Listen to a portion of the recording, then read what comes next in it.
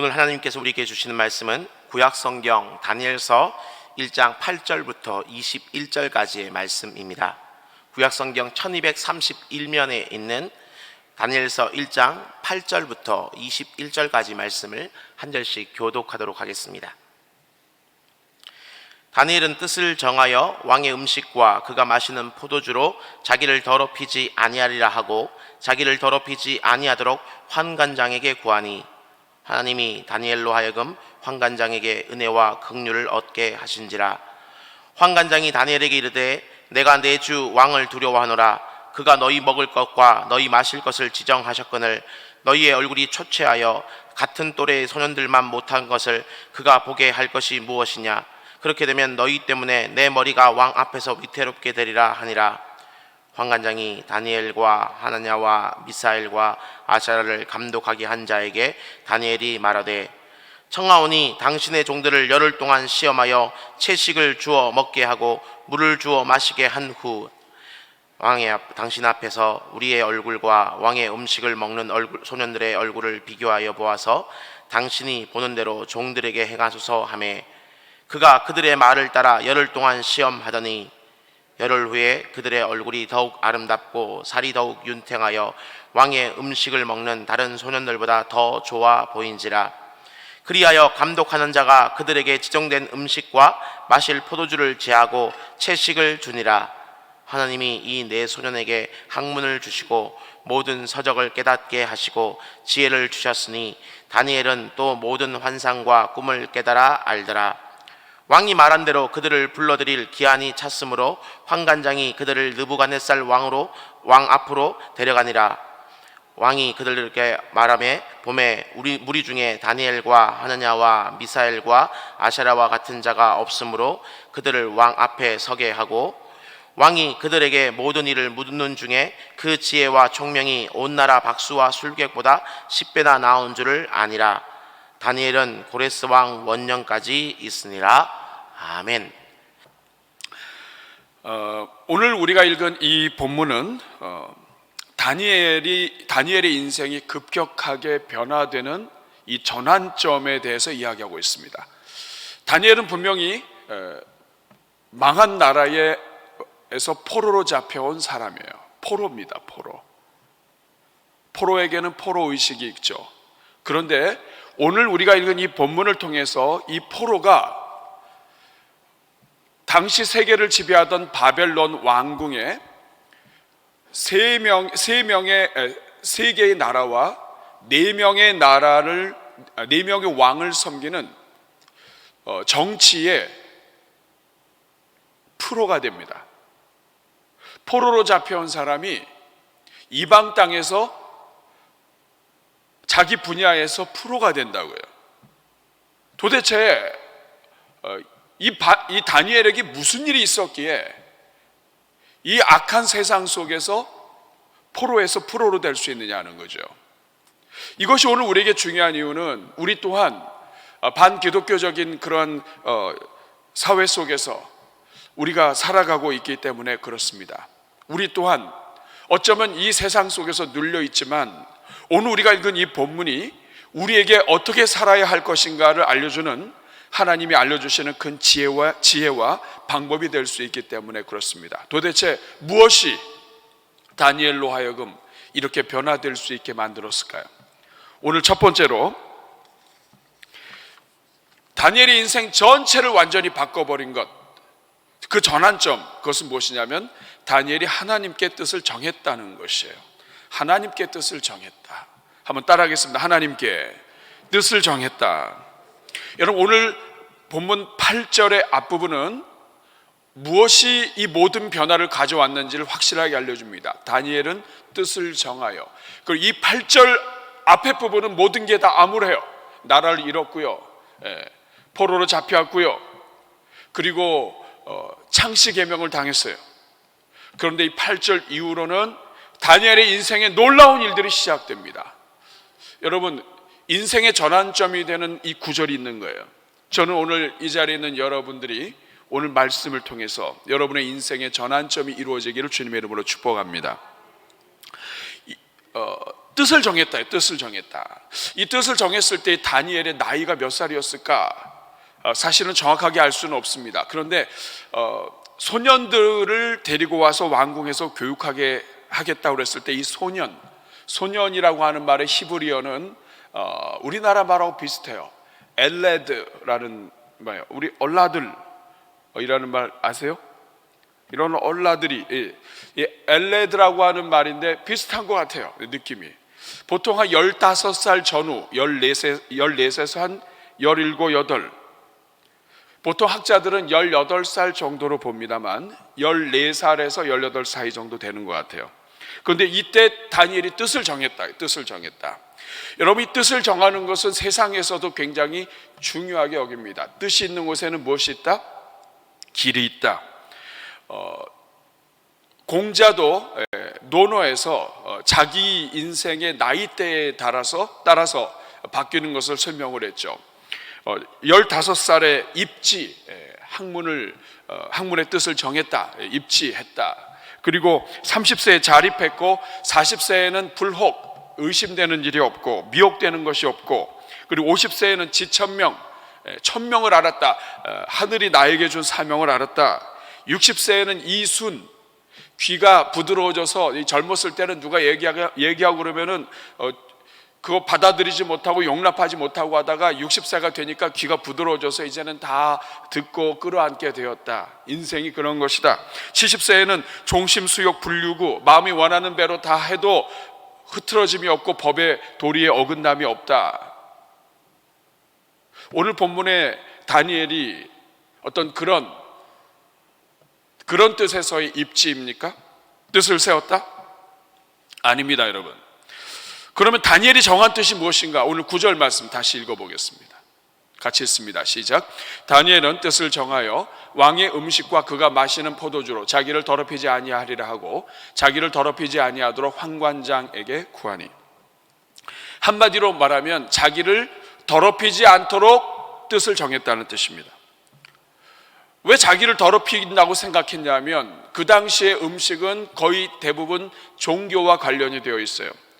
제사를 드리고 나서 그 제사의 음식을 먹는 것은 내가 그 신을 섬긴다고 하는 그러한 신앙의 고백과도 같았어요.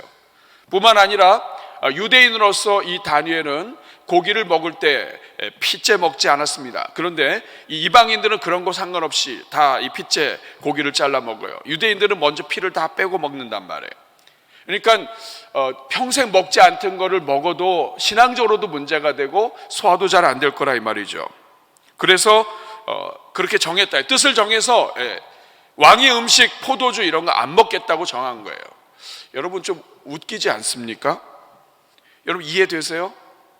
저는요 뜻을 정했다고 해가지고 뭐 대단한 뜻을 정한 줄 알았어요. 나라가 망했다고요, 여러분. 나라가. 그러면 나라가 망한 이 포로로 잡혀온 사람으로서 뜻을 정하면 여러분 이 정도 뜻 가지고 이게 지금 되겠냐고요. 왕궁의 장학생이 되겠다든지 아니면 윤봉길 의사처럼 내가 이 우리나라를 이 완전히 넘어뜨린 이 바벨론의 왕궁에까지 들어왔는데 내가 저 인간을 내가 암살하겠다든지 하다못해서 내가 이 원수를 나의 이 외모를 통해서 갚겠다 해서 왕의 딸과 결혼을 하겠다든지 사위가 되겠다든지 이런 큰 입지가 아니에요. 뭐냐 하면 그냥 그 음식 안 먹겠다는 거, 음식 안 먹겠다. 고작 자기를 더럽히지 않기 위해서 음식 안 먹겠다 이거예요. 이 뜻을 정했다는 겁니다. 여러분 이해가 되세요? 근데 저는 그래서 사실 성경 읽으면서 감사했어요. 왜냐하면 다니엘이 큰 뜻을 정했다고 한다면 우리가 그거 따르기 어려워요. 그런데 음식 안 먹겠다, 내 신앙을 위해서 안 먹겠다, 이 음식 먹으면 하나님 믿는데 문제가 생기니까 나를 보호하고 내 믿음 지키지 않게 해서 내가 안 먹겠다라고 한 이것은 우리도 할 수 있잖아요. 그런 의미에서 오늘 이 다니엘이 뜻을 정한 것은 우리에게도 소망을 줍니다. 그러면 여러분 다니엘이 왜 이런 생각을 하게 됐을까요? 그가 뜻을 정할 수 있는 건 굉장히 많았다고요, 왕궁에서. 그런데 왜 이런 뜻을 정했을까요? 다니엘의 머릿속으로 들어가 보면 다니엘은 나라가 망했을 때 굉장히 억울했을 겁니다. 그러면서 나라가 망한 그것이 왜 우리 하나님을 믿는 이 나라가 망했을까? 하나님은 살아계시고 하나님은 지금도 역사하시는데 왜 이 하나님의 나라가 망하게 되었을까? 고민했을 것 같아요. 그리고 고민하고 고민한 결과 결론을 내린 겁니다. 하나님의 문제가 아니다. 하나님이 선택한 이 민족이 하나님이 기뻐하시는 대로 살지 않은 것이 문제다. 하나님은 살아계신데 믿는 백성들에게 문제가 있었던 것이다. 하나님이 죽거나 하나님이 사라진 것이 아니라 하나님을 제대로 섬기지 않은 나라가 망한 것이다. 그렇기에 죄 때문에 망한 그 나라의 길을 따르지 말고 나는 살아계신 하나님 말씀대로 살아야 되겠다. 그 하나님이 기뻐하신 대로 살면서 나를 더럽히지 말아야 되겠다. 이 결론에 임한 거예요. 그러니까 조상이 믿었던 하나님을 나는 그대로 믿겠다. 성경을 통해서 주신 그 하나님을 나는 그대로 믿겠다. 다시 말하면 자기 인생의 베팅을 하나님께 던진 거예요. 나라가 망해서 포로로 잡혀와서 바벨론이라고 하는 이 큰 왕궁에 다스리는 왕이 있고 주인이 있는데 오히려 그 역사의 현장과 중심에서 왕에게 베팅한 게 아니고 하나님에게 베팅한 거예요. 내가 왕에게 잘 보여서 큰 자리 하겠다는 이 여기의 뜻을 정한 게 아니에요. 하나님께 베팅한 거예요. 하나님이 기뻐하시는 일 하겠다. 내가 지금 비록 조금 손해보는 일이 있어도 하나님이 원하신다면 난 그거 하겠다. 거기에 지금 베팅한 거예요. 이익 따라간 게 아니라 하나님 따라간 겁니다. 여러분, 세상의 눈으로 볼 때 이 다니엘의 이 결단은 아주 작은 거고요. 이거는 뭐 이거 가지고 무슨 큰 일을 하겠어요. 저런 결심 가지고 무슨 저런 결단, 저런 뜻을 정한 거 가지고 뭘 할 수 있겠어? 그런데 여러분, 그 결단과 그 결심을 기뻐하시는 분이 하나님이라고 한다면 그거는 달라지는 이야기입니다. 온 세상을 다스리시고 온 우주를 주관하시며 왕궁의 왕을 들었다 놨다 하시는 그 하나님이 이 다니엘의 결단을 기뻐하신다면 그건 달라지는 이야기예요. 그가 결심한 것은 하나님께 제대로 예배하겠다는 거예요. 그런데 여러분, 오늘 우리는 사실 그렇지 않습니다. 어렵게 공부해서 준비해서 직장 생활 들어가면 하나님이고 뭐고 다 집어 던지고 그 직장의 우두머리에게 인생을 겁니다. 그 직장의 규율의 법칙에 인생을 거른다고요. 내 회사에 내 물질을 제공하는 사장에게 이 생명을 건다고요. 그들을 기쁘시게 하기 위해서, 친구를 기쁘게 하기 위해서, 때로는 나를 기쁘게 하고 내 유익을 위해서 결정한다고요. 그런데 오늘 다니엘의 결정은 그게 아닙니다. 하나님만 기쁘시게 하겠다.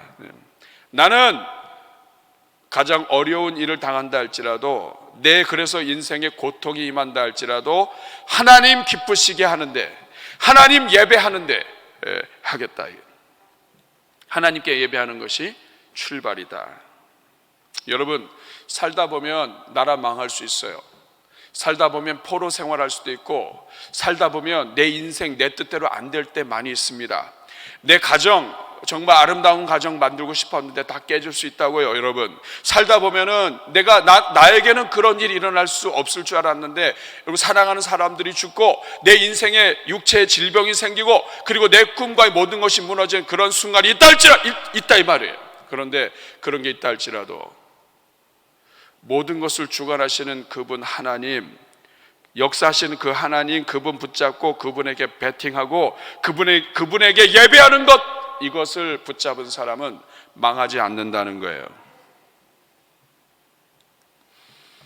여러분, 그 다니엘은 가장 절망의 순간에서 나라를 원망하거나 조상을 원망하거나 자기의 부모를 원망하거나 하지 않았습니다.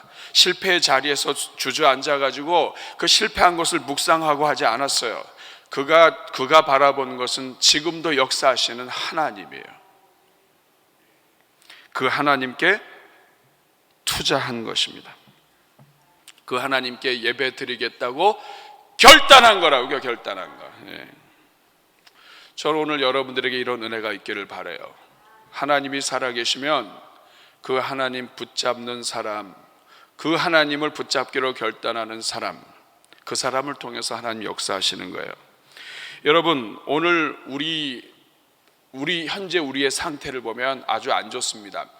제가 이렇게 보니까 오늘의 미세먼지 상황 해가지고 좋음, 나쁨 이렇게 나오더라고요. 여러분, 오늘 이 땅에 영적으로 보면 아주 미세먼지 아주 안 좋습니다, 여러분. 근데 여러분, 우리 대한민국이 반기독교 사회로 가는 게 그게 문제가 아닌 거예요. 코로나가 문제가 아니라고요. 교회가 조금 잘못해서 지탄받고 이게 문제가 아니라고요, 여러분. 하나님만 붙잡으면 된다는 각오를 잃어버린 것이 이 땅의 가장 큰 비극인 거예요. 오늘 여러분들 어떠세요? 하나님만 붙잡으면 된다는 이 마음이 여러분에게 있습니까? 다니엘은 그 어둠의 현장에서 하나님 붙잡기로 뜻을 정한 거예요. 나라 망하는 건데 어쩔 수 없다. 그런데 음식 먹는 거, 이것 때문에 죄를 짓는 거, 이것만큼은 내가 막을 수 있다. 내가 이거 안 먹어도, 이것 때문에 불편당해도 내 신앙은 내가 지킨다. 내 믿음 내가 지킨다. 내 복은 어느 누구도 내 마음대로 내 것을 뺏을 수 없다. 나에게 복 주시는 분은 하나님이시다. 왕이 아니다. 하나님이시다. 여러분, 뜻이 있으면 길이 있다고 했는데 그 뜻이 하나님을 높이는 길이라면, 예배하는 길이라면 하나님이 반드시 길을 열어주십니다. 어떻게 길을 열어주십니까? 우리 9절 말씀 같이 읽겠습니다. 시작.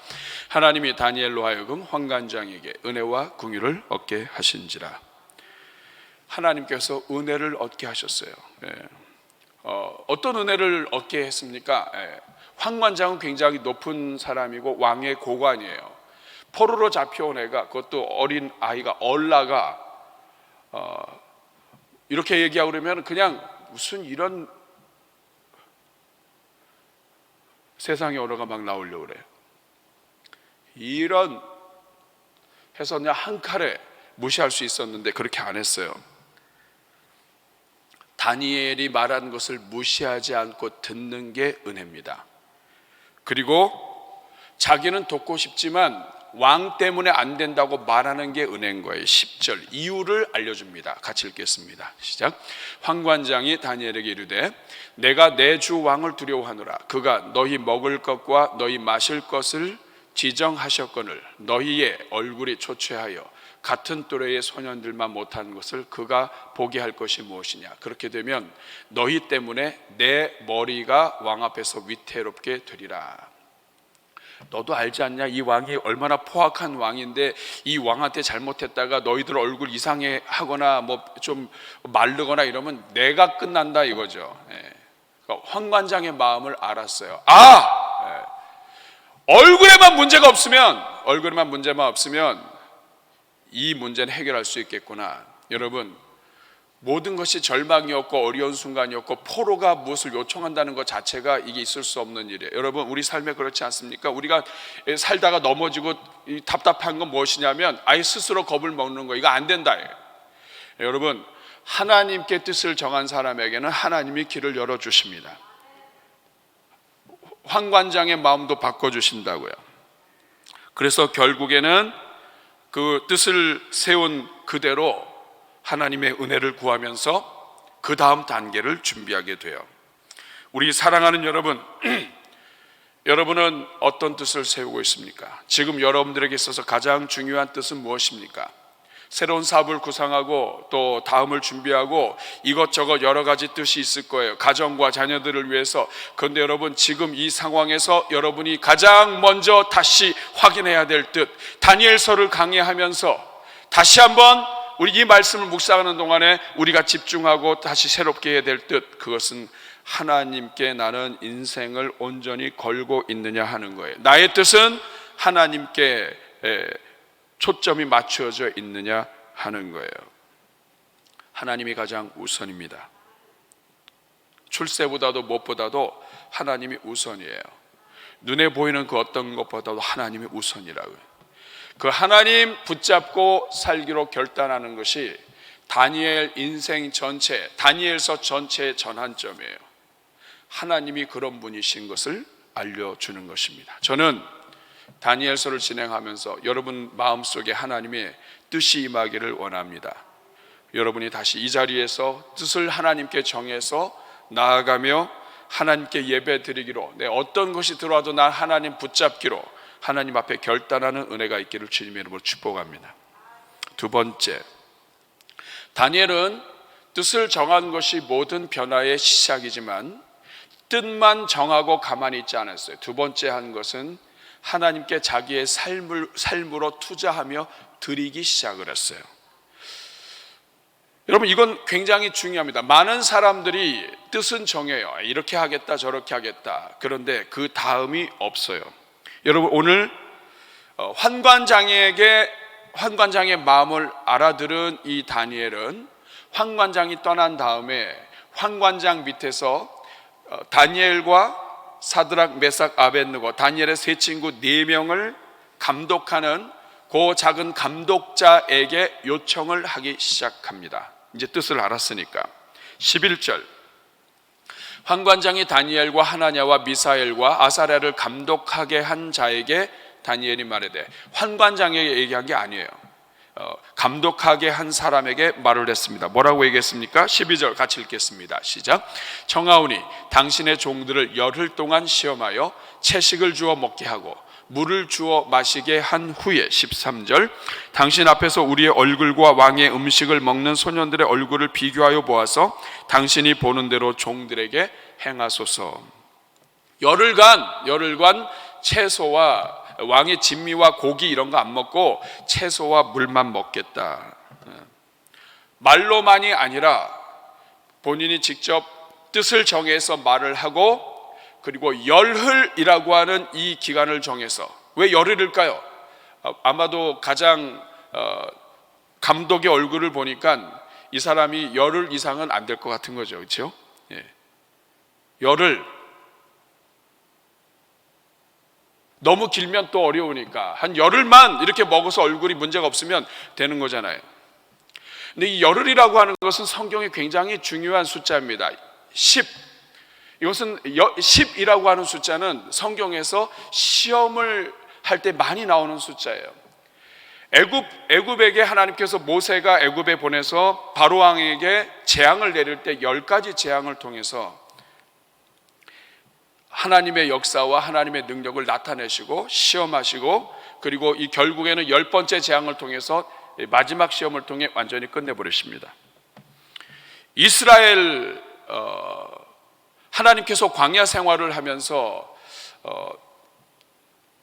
민수기에 보면은 가나안 땅에 들어가서 정탐꾼을 보내고, 그리고 나중에 정탐꾼들이 와서 우리는 이제 못 간다 때를 쓸 때 우리 하나님 말씀하세요. 내가 광야에서 너희 10번이나 너희가 나를 번역했다. 이 말은 뭐냐면 너희가 나를 시험한 게 10번이나 된다. 이 말은 아주 시험할 만큼 참을 정도의 이 숫자가 열이에요. 야곱이 라반에게도 그렇게 말을 하죠. 당신이 나를 속였는데 10번이나 줄 것을 안 주고 속였습니다. 이 열흘, 서문학교의 요한계시록에 보면 너희에게 열흘 동안 시험을 하겠다고 얘기합니다. 이 10이라고 하는 숫자는 어떤 딱 열이라고 하는 숫자도 되지만 성경에서는 시험의 기간이에요. 다니엘이 이 열흘이라고 하는 것은 오늘 우리에게 주는 메시지가 있습니다. 우리도 이 땅에 살면서 우리의 믿음을 하나님 앞에 정하고, 하나님 앞에 어떤 일정의 기간, 우리 생각하는 어떤 그 열이라고 하는 기간을 하나님께 드리고, 하나님 앞에 우리 인생을 드리는, 실천하는 이러한 어떤 기간이 우리에게 필요하다는 거예요. 많은 사람들이 뜻을 정하지 않아서 방향을 잃어버리고, 뜻을 정해서도 실천하지 않기 때문에 기적을 경험하지 못해요. 또 실천을 해도 하나님께 전적으로 정말 집중해서 하지 못한단 말이에요. 잠깐 했다가 하나님이 역사하시기 전에 그만둬 버려요. 여러분, 오늘 우리의 삶을 보면 쉽지 않습니다. 오늘 이 자리에도 여러 종류의 분들이 계세요. 또 우리 자녀들, 우리 성도들, 또 우리 이 땅에 있는 많은 사람들, 이 어려운 코로나 상황 속에서 스스로 목숨 끌기도 하고 좌절하기도 하고 삶을 포기하기도 하고 이런 여러 사람들이 있다고요. 그런데 여러분, 하나님이 살아계시면 우리에겐 아직 뜻이 있고 길이 있는 거예요. 하나님께 뜻을 정하고 하나님 앞에 기간을 정해서 하나님 앞에 드리세요. 매달리는 거예요. 성도들에게 어려운 일이 생기거나 또 문제가 생길 때 제가 자주 쓰는 방법은 개인적으로 우리 한 2주만 금식하자. 근데 주말 빼고 주일 빼면 그게 한 열흘 되더라고요. 그래서 같이 기도하자 이거예요. 문제 나온 거 그것 때문에 절망하지 말고 하나님 앞에 매달려서 기도해 보자. 여러분, 우리가 뜻을 정해서 하나님께 투자하는 아주 좋은 것 중에 하나가 이 양육훈련 과정에 들어가는 거예요. 양육훈련 과정에 들어가서 그 기간을 정해놓고 그 기간 동안에 하나님 앞에 온전히 몰입하는 거예요. 제자훈련도 마찬가지입니다. 제자훈련을 통해서 사실은 이것은 그 인생, 한 번 사는 인생에 가장 귀한 시간을 선물로 주고자 하는 거예요. 근데 이것을 억지로 주변에서 끌려서 온 사람과 이 기간을 하나님 앞에 드리고 이 기간을 내가 하나님 앞에서 내 하나님께만 집중하는 기간으로 내가 이 삼겠다 해서 드린 사람은 결과가 천지 차이입니다. 하나님이 그러신 분이에요. 다니엘도 마찬가지예요. 뜻을 정해서 하나님께 드렸을 때 하나님께서 역사하시는 거예요. 이 결단이 필요하고 행함의 실천이 필요한 거예요. 근데 여러분, 이렇게 뜻을 정하고 하나님께 드렸을 때 하나님께서는 선물로 주신 게 있어요. 그게 뭐냐면 친구들이에요. 동역자들을 줬어요. 원래는 다니엘이 혼자서, 성경을 여러분 잘 보시면 다니엘이 사실은 혼자서 하나님 앞에 결단합니다. 뜻을 정한 건 자기 혼자 정한 거예요. 그런데 다니엘을 감독하는 사람이 감독을 자기가 맡은 사람들 안에는 다니엘만 있는 게 아니라 사드락, 메삭, 아벳느고도 있는 거예요. 그러니까 이 감독자에게 말했을 때 이 일에 동참할 수 있도록 이 세 명의 친구가 자연스럽게 같이 동참하게 된 거라고요. 여러분, 이게 은혜입니다. 뜻을 정해서 행할 때 같이 일할 수 있는 친구가 있다는 게 참 중요해요. 그래서 우리 교회에서 진행하는 모든 양육훈련은 1대1로 안 합니다. 여러분, 몇 명이 같이 해요. 성장반을 하든 제자반을 하든 같이 한다고요. 그 이유는 같이 하면서 영적인 동료, 전우를 만들어 주는 거예요. 우리 사랑하는 여러분, 그 결과가 어떻게 됩니까? 14절 같이 읽겠습니다. 시작. 그가 그들의 말을 따라 열흘 동안 시험하더니 15절. 열흘 후에 그들의 얼굴이 더욱 아름답고 살이 더욱 윤택하여 왕의 음식을 먹는 다른 소년들보다 더 좋아 보인지라. 16절. 그리하여 감독하는 자가 그들에게 지정된 음식과 마실 포도주를 제하고 채식을 주니라. 결국 고기 먹고 왕의 진미를 먹는 사람들보다도 얼굴이 더 빛난 거예요. 이것을 또 어떤 분들은 성경 읽다가 채식을 해야 얼굴이 빛나는구나. 큰일 납니다, 여러분. 채식이 얼굴의 보약이란 뜻이 아니에요. 여러분, 하나님이 모든 것을 주셨을 때는 다 이유가 있는 거예요. 하나님은 이것도 먹을 수 있고 저것도 먹을 수 있고 다 먹을 수 있게 하셨는데 내가 좋아하는 건 먹으면 그게 편식됩니다, 여러분. 이 말씀이 의미하는 것은 뭐냐면 내 얼굴이 빛나게 하는 그것까지도 음식 때문이 아니라 그것도 하나님께 달려 있다는 거예요. 저는 하나님께서 여러분들의 얼굴을 다 빛나게 해주시기를 축복합니다. 힘들고 어려워가지고 먹는 게 형편없어도 하나님께서 여러분의 얼굴이 그냥 광채처럼 빛나서 아무도 그것을 모를 수 있게 해주시기를 축복합니다. 잘 먹어야 얼굴이 빛나는 게 아니라 영이 맑아야 얼굴이 빛나게 되는 거예요. 그래서 여러분, 이렇게 이들의 신앙을 지키게 됐어요. 그런데 여기에서 멈추지 않고 하나님이 은혜를 열어주십니다. 지금까지도 큰 은혜요. 은혜를 입어서 동역자 만나고 신앙 지키고 했는데 하나님이 뜻을 하나님께 정한 자에게는 하나님이 본물이 터지는 것처럼 은혜를 주시는 거예요. 어떤 은혜가 있습니까? 17절 말씀 같이 읽어보겠습니다. 시작. 하나님이 이 네 소년에게 학문을 주시고 모든 서적을 깨닫게 하시고 지혜를 주셨으니 다니엘은 또 모든 환상과 꿈을 깨알아 알더라. 여기 보면 학문을 주셨어요. 그리고 서적을 깨닫게 하셨어요. 모든 걸 다 깨닫게 하셨어요. 근데 이 학문이 어떤 학문이에요? 다니엘서 1장 4절 말씀에 보면 왕이 사람들을 불러서 흠이 없고 이런 사람들 소년들을 불러서 갈대아 사람의 학문을 배우게 합니다. 갈대아 사람의 학문. 4절 뒷부분에 보면 갈대아 사람의 학문과 언어를 가르치게. 그러니까 이 학문은 갈대아 사람의 학문이에요.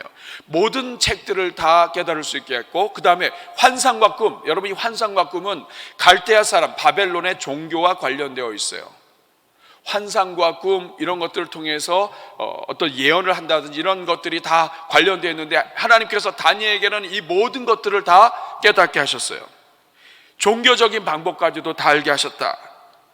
중요한 것은 뭐냐면 깨달아 알더라 하는 말씀이에요. 이 깨달아 알더라 하는 이 말은 뭐냐면 구별하고 분별하다는 뜻이에요. 그러니까 하나님께서 이 갈대 학문가의 모든 것들을 다 깨닫게 하시고, 책을 읽어도 깨닫게 하시고, 꿈과 환상도 깨닫게 하셨는데, 그것은 하나님의 말씀과 은혜 속에 은혜를 통해서 이걸 다 분별할 수 있게 하신 거예요. 어느 것이 옳고 아닌 것을 다 분별할 수 있게 하셨다.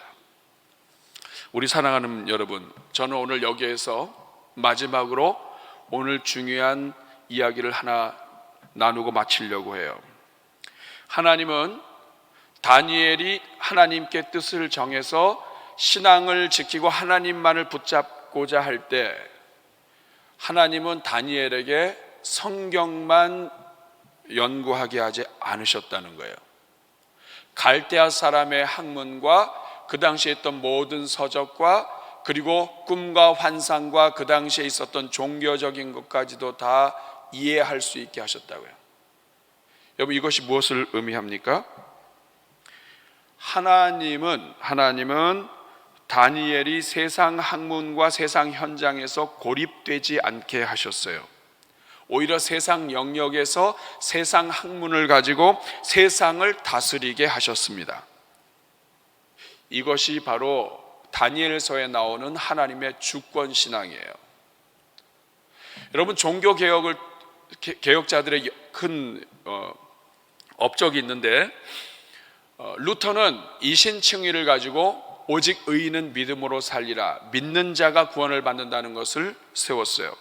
켈빈은 하나님의 주권을 회복했습니다. 성경 전체를 묵상하다 보니까 하나님이 주인인데, 이 하나님은 캐톨릭이 얘기하는 것처럼 아니면 어떤 이단들이 얘기하는 것처럼 교회만 하나님이 계신 게 아니라 세상에도 하나님이 계신 거예요. 이스라엘에만 하나님이 아니라 온 천하에 하나님이신 거예요. 교회 안에만이 아니라 일터까지도 성도들이 서 있는 그 어떤 곳에서든지 하나님이 계시고 하나님이 주인이시라는 거예요. 그리고 그곳에서 하나님이 주인이심을 드러내기 위해서 만들어내는 모든 일들이 문화인 거예요.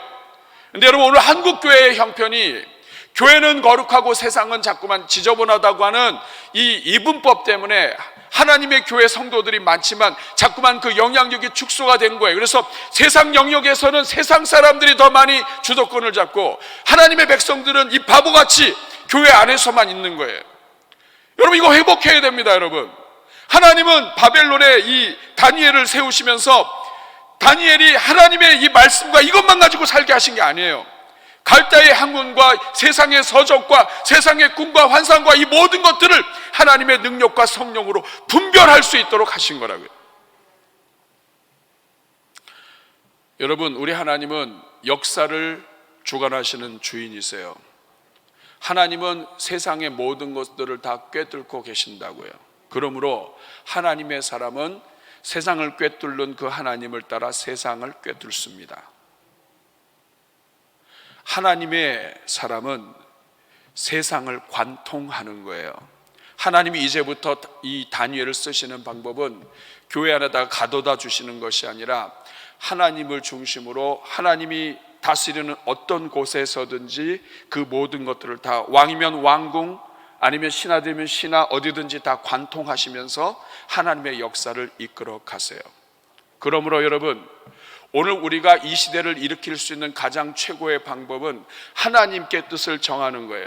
성도는 다른 거 신경 쓰지 말고 하나님 앞에 집중하고, 하나님이 주인이시고, 하나님은 교회의 머리일 뿐만 아니라 하나님은 우리 대한민국의 주인이시고, 하나님은 국회에서도 주인이시고, 청와대에서도 주인이시고, 이 대한민국 전체를 다스리시는 분이 우리 하나님이시라고 하는 이 믿음 가지고 하나님만 붙잡고 나가게 되면 하나님께서 우리 주의 종들을 통하여 오늘 이 시대를 일으켜 주시는 줄로 믿습니다.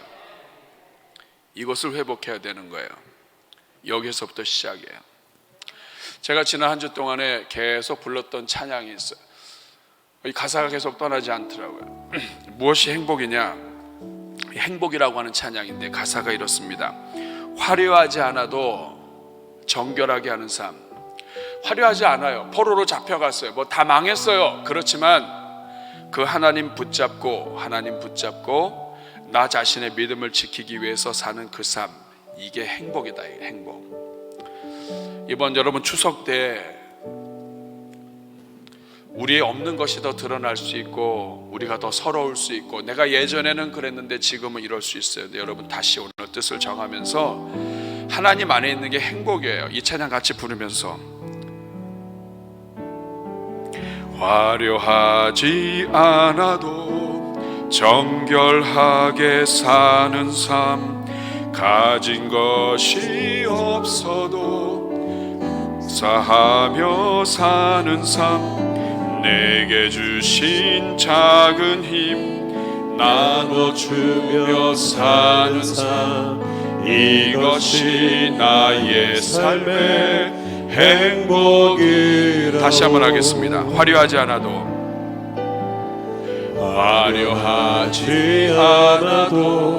정결하게 사는 삶, 가진 것이 적어도 감사하며 사는 삶, 내게 주신 작은 힘 나눠주며 사는 삶, 이것이 나의 삶의 행복이라. 2절 하겠습니다. 눈물 날 일 많지만 기도할 수 있는 것, 억울한 일 많으나 주를 위해 참는 것, 비록 짧은 작은 삶 주 뜻대로 사는 것, 이게 행복이라고요. 이렇게 하는 사람은 하나님이 인생을 책임져 주십니다. 이것이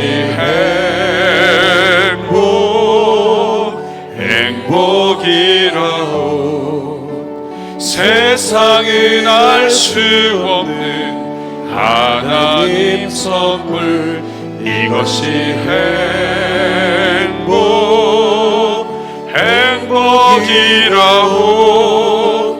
하나님의 자녀로 살아가는 것, 이것이 행복이라고. 아멘. 추석 때 또 여기저기 만나고 다니면서 여러분 우울해하지 말고, 하나님은 주인이세요. 여러분, 때로는 믿지 않는 가족이 더 잘 살 수 있어요. 여러분, 그러나 진짜 행복은 그 상황에서 내가 하나님 붙잡는 데. 이번 한 주 하나님의 은혜가 여러분들에게 함께 있기를 축복합니다. 가슴에 손을 꼭 기도할게요. 하나님은 살아계십니다. 하나님은 지금도 역사하십니다. 하나님께 인생을 걸고 하나님께 인생을 베팅할 하나님의 일꾼을 찾고 계신 주님, 큰 결단이 아니더라도 내 믿음 지키기 위해서, 예배 드리기 위해서, 하나님의 엎드리기 위해서 집중하는 종들을 통해 역사하시는 하나님을 믿습니다. 오늘 이 자리는 종들에게 힘 주시고 성령을 부어 주옵소서. 이번 한 주 복되게 하시고 명절 지켜 주옵소서. 예수님의 이름으로 축복하며 기도하옵나이다. 아멘.